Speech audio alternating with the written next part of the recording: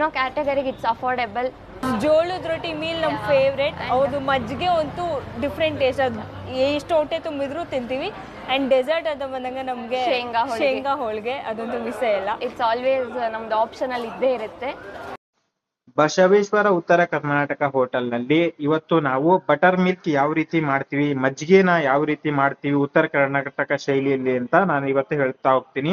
First time ನೋಡ್ತಿರೋರು subscribe ಮಾಡ್ಕೊಳ್ಳಿ, ಈ ವಿಡಿಯೋಗೆ ಒಂದು ಲೈಕ್ ಮಾಡ್ತಾ ಬನ್ನಿ. ಓಕೆ, ಇದಕ್ಕೇನೇನೆಲ್ಲ ಐಟಮ್ಸ್ ಅನ್ನ ಹಾಕ್ತಿವಿ ಅಂತ ನೋಡ್ತಾ ಬನ್ನಿ. ಫಸ್ಟ್ ಒಂದ್ ಕಾರ್ಡ್ ಮೊಸರನ್ನ ತಗೊಂಡಿದೀನಿ, ಒಂದ್ ಪ್ಯಾಕೆಟ್, ಮತ್ತೆ ಮೆಣಸಿನಕಾಯಿ ಮಿಕ್ಸಿಲಿ ಹಾಕೊಂಡಿದೀನಿ. ಅದ್ರ ಜೊತೆ ಜೀರಿಗೆ ಪೌಡರ್, ಜೀರಿಗೆ ಪೌಡರ್ ಅನ್ನ ತಗೊಳ್ತಾ ಇದ್ದೀನಿ. ಮತ್ತೆ ಬೆಳ್ಳುಳ್ಳಿ, ಅದ್ರ ಜೊತೆ ಕೊತ್ತಂಬರಿ ಸೊಪ್ಪನ್ನ ತಗೋತಾ ಇದ್ದೀನಿ. ಮತ್ತೆ ಸ್ವಲ್ಪ ಕಟ್ ಮಾಡಿರೋ ಈರುಳ್ಳಿ ಆಪ್ಷನಲ್, ತಗೋಬಹುದು ತಗೋದೇ ಇರ್ಬೋದು, ನಿಮ್ಮಿಷ್ಟ.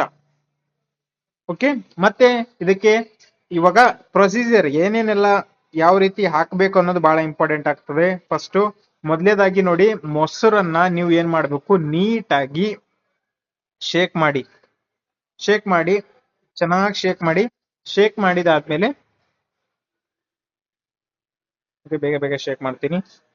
ಚೆನ್ನಾಗಿ ಶೇಕ್ ಮಾಡ್ಕೊಳ್ಳಿ, ಯಾಕಂದ್ರೆ ಎಷ್ಟು ಶೇಕ್ ಮಾಡ್ತೀರಾ ಅಷ್ಟು ಮಜ್ಜಿಗೆ ಏನಾಗುತ್ತೆ ಅಂದ್ರೆ ಅದು ಸ್ವಲ್ಪ ಒಡಕೊಡಕ್ಕಾಗುತ್ತಲ್ಲ, ಅದು ಆಗ್ತರ ಆಗಲ್ಲ. ನೋಡಿ ಇವಾಗ ಎಷ್ಟು ನೀಟಾಗಿ ಮೊಸರು ಬರ್ತಾ ಇದೆ ಅಂತ ಪ್ಯಾಕೆಟ್ ಇಂದ. ಇಲ್ಲಾಂದ್ರೆ ಅದು ನೀಟಾಗಿ ಬರಲ್ಲ, ಪ್ಯಾಕೆಟ್ ಇಂದನೂ ಬರಲ್ಲ ಮತ್ತು ಮಜ್ಜಿಗೆನೂ ಚೆನ್ನಾಗಲ್ಲ. ಓಕೆ, ಚೆನ್ನಾಗಿ ಇದು ಮಾಡಿದ್ದೀನಿ. ನೋಡಿ 1 ಲೀಟರ್ ಮೊಸರನ್ನ ತಗೊಂಡಿದ್ದೀನಿ. ಅದಕ್ಕೆ ಫಸ್ಟ್ ಸಾಲ್ಟ್ ಹಾಕೋತೀನಿ ನಾನು. ಉಪ್ಪನ್ನ ಫಸ್ಟ್ ಆಡ್ ಮಾಡ್ತಾ ಇದ್ದೀನಿ. ಉಪ್ಪು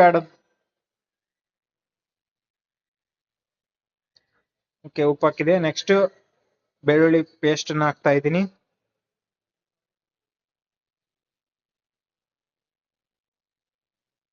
ಓಕೆ, ಮೆಣಸಿನ್ಕಾಯಿ ಮಿಕ್ಸಿ ಹಾಕಿದೆಲ್ಲ. ಮೆಣಸಿನ್ಕಾಯಿನು ಎಷ್ಟು ಆದಾಗಷ್ಟೇ ಅಷ್ಟು ಕಮ್ಮಿ ತಗೊಳ್ಳಿ, ಯಾಕಂದ್ರೆ ನಾನು 1 ಲೀಟರ್ದು ಮಾಡ್ತಾ ಇದ್ದೀನಿ. ಸೊ ಹೀಗಾಗಿ ಸ್ವಲ್ಪ ನೋಡಿ, ಅದರಲ್ಲೂ ನಾನು ಹಾಫ್ ಹಾಕ್ತಾ ಇದ್ದೀನಿ.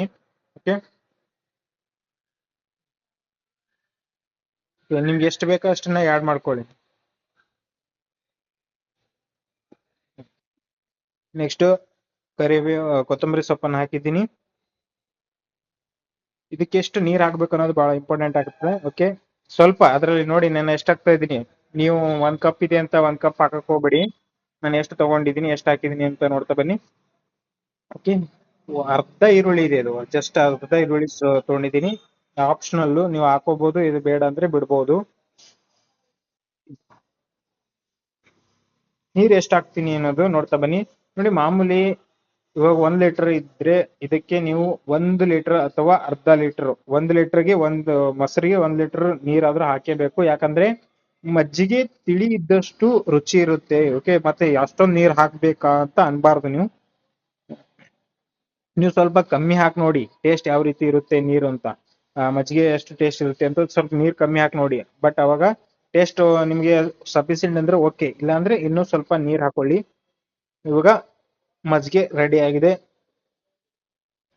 ಜಸ್ಟ್ ಇದಿಷ್ಟು ಸಿಂಪಲ್ ಆಗಿ ಮಜ್ಜಿಗೆ ಮಾಡೋದು. ಇನ್ನು ಲೆಂದಿ ಪ್ರೊಸೆಸ್, ಇನ್ನ ಬೇರೆ ರೀತಿಯಲ್ಲಿ ಮಜ್ಜಿಗೆ ಮಾಡ್ಬೋದು, ಬಟ್ ಅತಿ ಕಡಿಮೆ ಟೈಮ್ ಅಲ್ಲಿ ಇದೇ ಬೆಸ್ಟ್. ಓಕೆ, ಇದು ನ್ಯಾಚುರಲ್ ಆಗುತ್ತೆ. ಇನ್ನು ಒಲೆ ಮೇಲೆ ಸ್ವಲ್ಪ ಒಗ್ಗರಣೆ ಹಾಕಿ ಆ ರೀತಿನೂ ಮಾಡ್ಬೋದು. ಅದ್ರ ಬಗ್ಗೆನೂ ಮುಂದಿನ ದಿನಗಳಲ್ಲಿ ಹೇಳ್ತೀನಿ. ಲೈಕ್ ಮಾಡಿ, ಸಬ್ಸ್ಕ್ರೈಬ್